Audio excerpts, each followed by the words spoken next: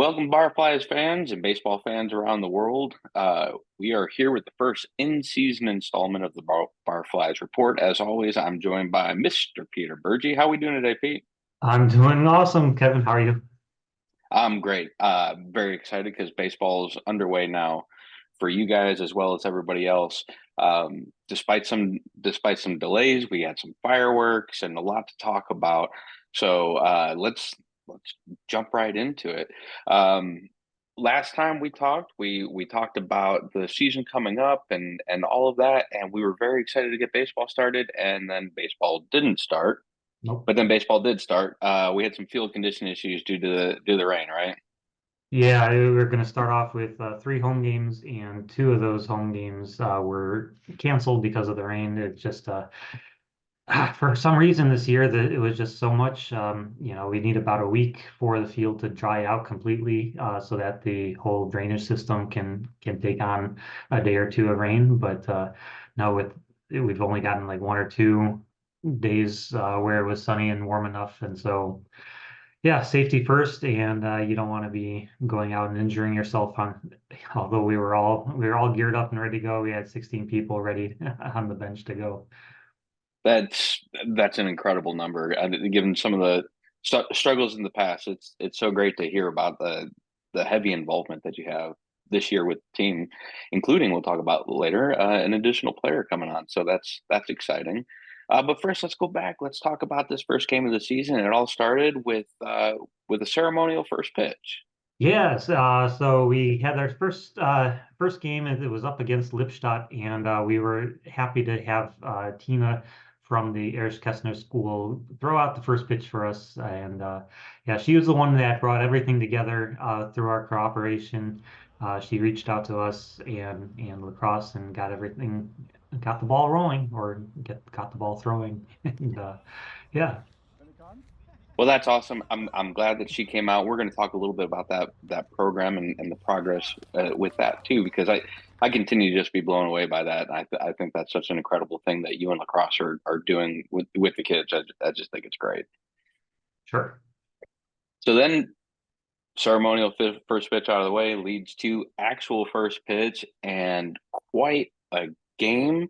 The score looked a little bit more like a basketball score than a baseball score. Yeah. Uh, but I imagine that was a pretty exciting thing to play in. I would guess that some things went pretty well for you. Yeah, and this is it's always nerves going in, butterfly feeling. It's like we've gone through the preseason where our preseason games were really tryouts and everybody playing around in different positions, and we talked about that I think the last time. And so our goal this year was to be consistent in training, to be consistent in our lineup. But this was the first time that we got together and actually built out the roster and the starting lineup in a way where we thought we had a good chance to win. And going up against Lippstadt, I mean, we haven't seen Lippstadt since 2018, I believe. So it's been Oh several wow. years.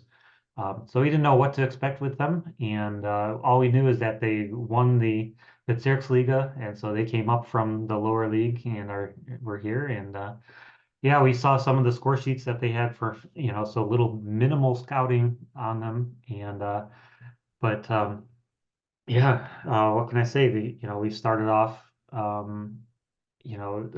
zero. The first couple innings we didn't let them score any, and but we tacked on a few runs and tacked on a few runs, and before we know it, we're like, let's see, out of the fourth, we're up 6, 7, 8, 9, 9-3. After four, and so we're feeling really good about ourselves, and yeah, that's where that's where we kind of got off track. It, I I have to say I love the fact that at 9-3 the game hadn't gotten exciting yet. But I you mean, know, in most games, like, and I'm sure there's excitement, there's big hits, there's big oh strikeouts, yeah. all of those things. But then to see the final score of this game and go, man, a lot happened after the first 12 runs were scored. is It's real. funny, right? Because well, Tina was there and she watched the first few innings and then she left in like the third inning. I'm like, oh, it got exciting after that. But no, that's kind of my coaching style in game is I'm pretty just the facts kind of, I don't show my emotions too much sometimes. There's a few games out there where I really get into it, but just seeing the progress, I was really proud of everybody just going in and just manufacturing the runs each inning. With 2 runs in the first, 2 in the second, a run in the third. We let them get three in the top of the third, but still come back and just keep that lead going. And just looking at some of the score sheet, yeah, it was just stolen bases and just manufacturing those runs in the first few innings and just knowing that we were the stronger team. So yeah. And that's great. I mean, what I like to see, and I know that's something you and I have talked about last season and in the off season, is figuring out, okay, so what do we do well? Going back to basics, and then taking that and using it for aggressiveness on the base paths, and in order to manufacture runs, right? You're not looking for what we like to say. Some teams are blooping a bomb type teams, Mhm. and that's fun, but it's not as sustainable as being aggressive, making smart base running decisions based on what's going on around you, and really ensuring that like you continue to do what you're doing. Tack on one here, tack on two there, and it's really exciting to see some of that progress that's been made year over year with being able to do that and execute it on the baseball field, especially when you know they start making a charge at some point in the game here, but you just never let it get away from you, you Yeah, know? and it was kind of like even in those first few innings, we made our own mistakes. We got picked off at second. The pitcher had a really great pickoff move, and it caught us leaning the other way, and so getting doubled up there as well. So we knew that we were making mistakes. So we knew that it wasn't we weren't out of the park yet, right? We still need to keep on going. And then we had that at the top of the fifth inning where we gave up 11 runs, and it was like, okay, they're here to play, right? And they're taking advantage of the mistakes that we were making, a mistake there, and then they would get aggressive on the base path too, and they weren't going down without a fight. And but that's where my coaching style, it's like, hey, I saw all of the progress leading up until this inning. Hey, that's a fluke, we have plenty of Right. game left over, it's only 14-9, and we've been scoring in each of those innings. So, let's just go back out there and, let's make sure we tighten those mistakes on defense and just keep at what we were doing for offense. No changes there. And well, they surprised me as well, right? Yeah, I mean that's incredible. What an exciting game. And I would like to ask you about at the beginning of that game, through the first 4 innings, holding them to 3 runs leads to the later success too, right? It allows you to weather that storm. So, talk to me a little bit about the pitching the pitching performance there to start the game out to get to that point. And I mean, and really, if there was any spectacular defensive plays that stick out in your mind that help hold that at that number in those first couple of innings, point that out because those guys support the pitcher and really make a big difference. Yeah, and it's quite interesting. So from the pitching standpoint, Chris is our starter, and so he went out and he pitched solid, right? And we had solid defense behind him. We had like Hugo doing a backpedaling catch at third. We had running, um, no diving catches from what I remember, but with just normal straight up defensive plays, and nothing getting out of our hands, right? And it was in the fifth, really, the pitching didn't change. It was still solid pitching from Chris. He was getting up into the 70, 80 pitch count in the fifth. But what kind of happens is things start to snowball, right? So it's like one mistake there, and so the runner gets there on first, and then it kind of moves over. There's a wild pitch, and he moves to third, and then people start to try to manufacture an out somehow, right? And so there'd be like, one of our challenges are with we have aggressive catching, and so we'll try to backdoor pick the runner at third, and that goes through, and so now one run gets through, maybe a second run from a runner on second. Those kind of things start snowballing, and then we'll try it. The center fielder will come in and try to do the sneaky play and try to get the runner at second. And it's like just kind of things kind of snowball when you start throwing behind runners, or you start throwing where you start trying to Absolutely. manufacture an out where you don't have to, Yeah. Yeah. Yep. At that point, I think. Well, I mean, that's a valuable lesson here early in the season, right? Is like, you almost had one get away from you. It Yeah. didn't. And you had that inning as a good teacher to be able to look at it and say, listen, we can't throw behind the runner, right? We got to keep the ball in front of us. And sometimes you might have to give up a guy over from second to third or a guy scoring, but if you've got that easy out at first, you just go Yeah. ahead and take the out that they give you. That's going to help your pitcher out too, Mhm. And Yeah. so that's a valuable lesson. The things you were doing in the first four innings, the things you didn't do in the fifth inning, and you can that makes that's a very valuable teaching aid. Yeah. And one of the coaching, and I'll fuss up with my coaching mistakes as well. As far as the starting lineup went, is I added Stefan there in right field to get him into the lineup. And, at that point, we're in the fifth inning. The plan was to actually have Adrian, who's been also in left field, come in and relief pitch for well, he's allowed 3 innings, but the, not having a pitcher on the bench that can warm up and be ready was a mistake that I made as a coach, and so that's something that we're fixing going forward. But it was even if Adrian was able to come in the sixth and get warmed up in the bottom of the fifth, and that would have worked out. But I didn't have anybody warm in the middle of the fifth to just get us a change of pace on their offense to get us through the rest of that inning. But yeah, I mean, Chris, even at the end of the day, had the best ERA on our team. So it goes to show it was just the mistakes on defense that kind of let it get out of hand there. But yeah, we came back with a vengeance in the bottom.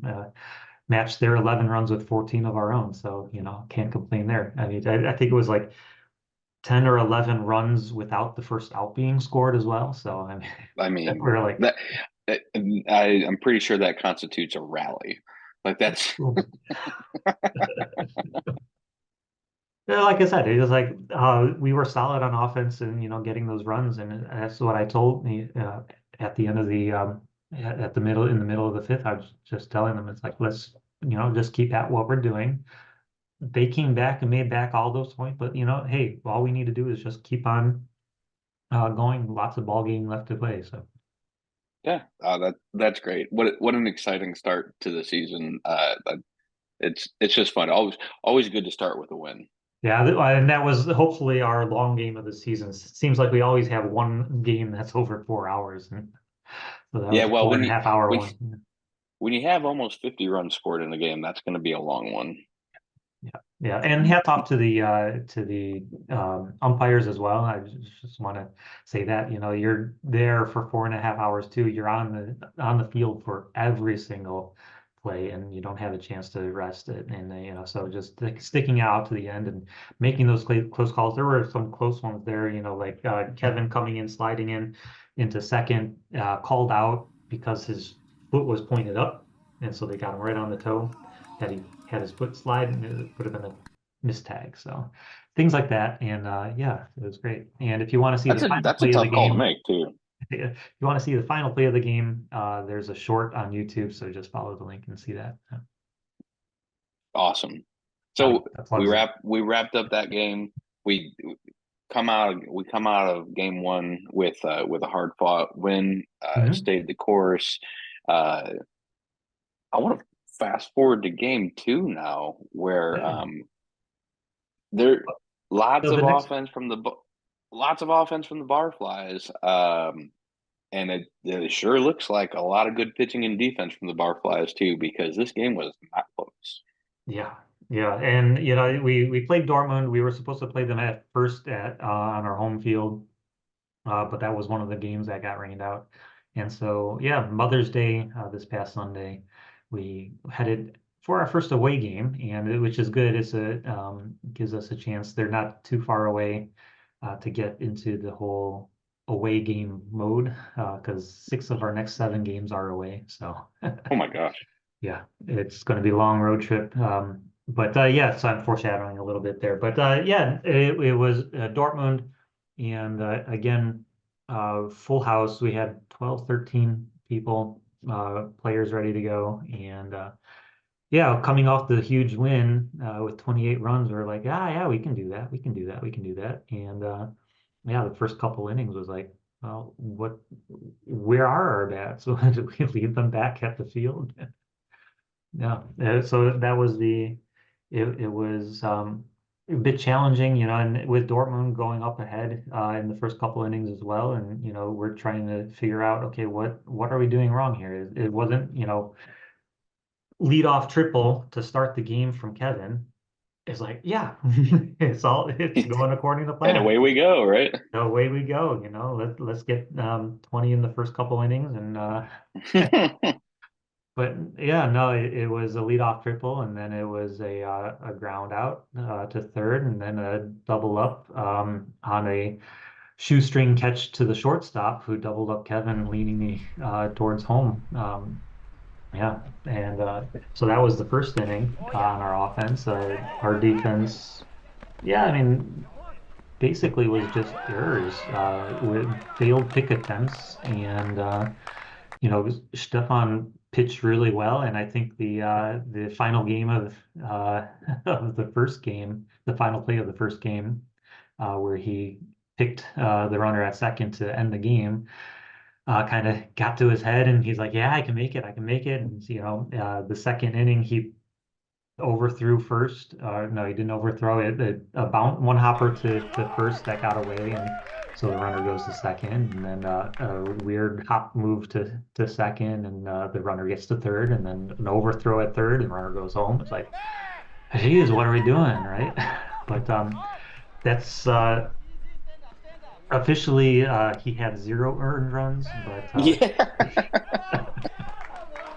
I think he was just kind of making sure that he would have a 0 ERA at the end of the day. But no, he managed to pitch. He got like 6, 7 strikeouts, and yeah, the defense just was solid, a solid wall behind him, making sure that nothing got through. And yeah, Well, I mean, that's just outstanding you know, because that happens, right? Things sometimes don't go well. You're going to make mistakes. Like, even the guys at the big leagues make mistakes, Mhm. and that's going to happen. But the resiliency of your club is really what seems to be standing out. Even last year through the tough times, is you guys just seem to always keep plugging away. And once again, you talked a little bit about that consistency, trying to have a little bit more consistency so guys aren't bouncing around the field. And it seems like you were able to kind of establish that again in this game. Yeah, and so we kept pretty much the same lineup structure as we did in the first game. So people get used to who they're batting around, and we made sure that we gave Stefan a designated hitter so that he could. It was 25 degrees Celsius for game time, so we were going on 30 towards the middle of the game. So we want to make sure that he was rested. Chris unfortunately fell sick, and so he didn't make the start. Couldn't make the trip with us, and so hey, go as long as you can. We got Adrian to come in, ready to go, and get him warmed up as the DH if we wanted to. But yeah, Stefan pitched so well that we didn't actually need to go to another pitcher. So, Yeah, I mean, you love seeing that solid pitching performance, which that comes with a solid catching performance too, and the mhm. defense behind them. So just all around, like it's good to see the team working together. Yeah. Yeah, and like with all things, there's more game film that we need to analyze. Some things that we got really lucky on. This is one of the things we've been practicing the past few weeks were our Practicing on getting hitters. lucky. Yeah, no. Trying to manufacture luck is what we've been trying to do. Yeah, Yeah, yeah, there which you we go. did, right? So we had like first and third offense, trying a couple different things out, and we got lucky because they did well, what's called here like the Bauer trick, the farmer trick, where the catcher throws a bullet to the shortstop, and the shortstop fires it back Hmm. home, catching the runner at third, right? And they almost got us. They had us dead to rights, but the um, our was it we didn't read the ball well enough, the throw well enough the second, and we he should have been out at home. And there were a couple plays like that where it's like, okay, we need to hammer those and get those fixed because like you were mentioning earlier, we're not a home run team. We're not we're in the games because we scrap and we know Right. baseball and we know what we need to do. You just look at Michel going out and the way that he steals, and he knows he's not the fastest on the team, but he knows how to read the pitcher and he knows how to get to second. And it's those kinds of heads up plays that really we're trying to refine and make sure that we're in the game all the way to the end. Even Adrian at third, while he was at second, and forget who was in front of him. I think it was Daniel was in front of him. But anyhow, I think it was Daniel on third and Adrian on second. And there's a wild pitch, gets back to the backstop, and we score from third. Adrian comes and rounds, doesn't just run to third. He rounds third, and he sees the pitcher has the ball. He's not paying attention to me, walking back to the mound. The catcher's still at the backstop, takes off and scores. So it's that those kinds of That's high take baseball what they give IQ. you, right? Yeah, exactly. And No, that's a high baseball IQ. I love seeing that. That's great. and that's exactly what we need when we start facing the likes of Minden, the likes of Paderborn, heading in towards the second half of the season. And that's that's how we can win those games, is to match them mentally, because they have first league team players, former former first league team. So yeah, it's kind of we got to match that on that, since we're not matching on the physical aspect. Yeah. Sure, great. But it's good to see that starting to come together now, and it's Mhm. going to give you some time. So you have now a couple of games coming up, and then a big summer break. Is that correct? Well, sort of. We have several games coming up into June. One of the games the game against Dortmund that we had to be pushed, we've moved into that summer break area. So that will be on the 13th of July. And then the game that was moved from against Hagen at home, that's now going to be our final game of the season. Hopefully, the end of September. As it gets into October, it gets a little cold and a little bit dark at night. So hopefully, we don't have to Yes. push any into October. All right. Well, outstanding. I'm looking forward. So what is game three? When's game three, Pete? Pardon which? When is game three? When's the next game? Game three is a week from Sunday. We are heading to Rhina, another team that has come up from the lower league. We've seen them a few years ago, and the scouting report on them is that they have a I believe he's from Cuba, as their starting pitcher. He can only go 3 innings, but he's really strong and a really good pitcher. So that's what we've heard. And so all we need to do is get through that first 3 innings, hopefully, and bring in the second pitcher, and then let our offense take control. All right. Look, I'm looking forward to seeing what happens in that game. Um, so I kind of want to move on to something else here. We talked a lot about baseball IQ, learning, knowing the game, and that leads me to the school program, which I talked about earlier that I love. Phase one is done, Yep. has been successful, and the next step is for them to come out to the field. Yeah, and so we've been able to go outside a few times now with them at their school and on the grass, and I think they're having a great time. We've been Yeah, I mean, just playing some baseball, we've been doing some fly balls and ground balls and, throwing the ball and hitting off of the tee and doing soft toss and all the things that make it fun. And so now we get to invite them to our field, and we'll have the cage, and so we can do some balls off the machine. We can have them run real bases, and yeah, it's going to be fun. And last was it yesterday? We were there again, and they had a photographer, a videographer come out. So there's going to be a whole promotional video from the Oh, school awesome. to help promote that, and yeah, looking forward to it. That's great. So when is that spool up here? Pretty soon? Yeah, pretty soon. I'm not. They send it off to get cut, and so we'll see when that video comes out. Yeah. How exciting. And when do you expect the kids to be able to start coming out to the field? Is that here in the next So week or that will so, be, or is it yeah, not next week. I think the first one will be in 2 weeks, so beginning of June. great? Yeah, and then there's That's like very three or exciting. four, three or four game days that we'll be doing that. Awesome. Then the summer vacation for That's them. So cool. yeah, Yeah, right. time flies. Yeah, it very quickly. That's great though. I just like I say, every time we talk about that program, I just like a beam because the idea of you guys getting the opportunity to be in the community and to help teach a game that we all love so much to them and exposing the next generation to it is just awesome. So that's a to me it's just an incredibly exciting program. Yeah, I think they're having a great time too, and yeah, you just see, when the hesitation sometimes it's like, oh, I don't think I can hit that, and then you see, okay, yeah, you can, and you see the ball flying. The one guy hit it out of the park already off of the tee, and so that was fun for him. Yeah, That's great.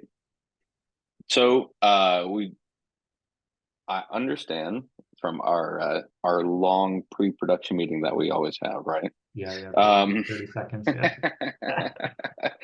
Yeah, you've had a lot of a good engagement this year. You've had a lot of people showing up to training. You've had good turnout to the first couple of games, and in addition to that, there's a new player.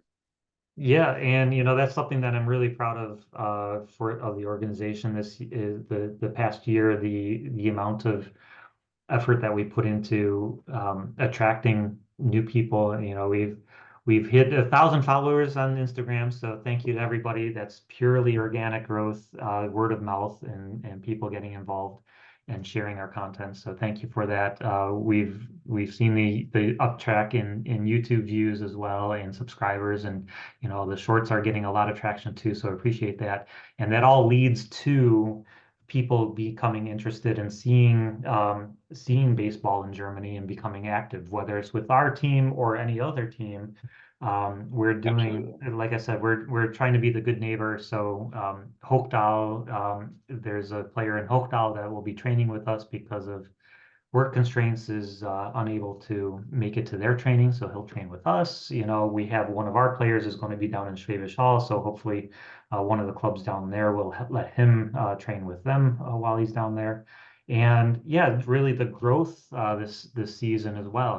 We had three guys start at the end of last season. We had three start during the off season.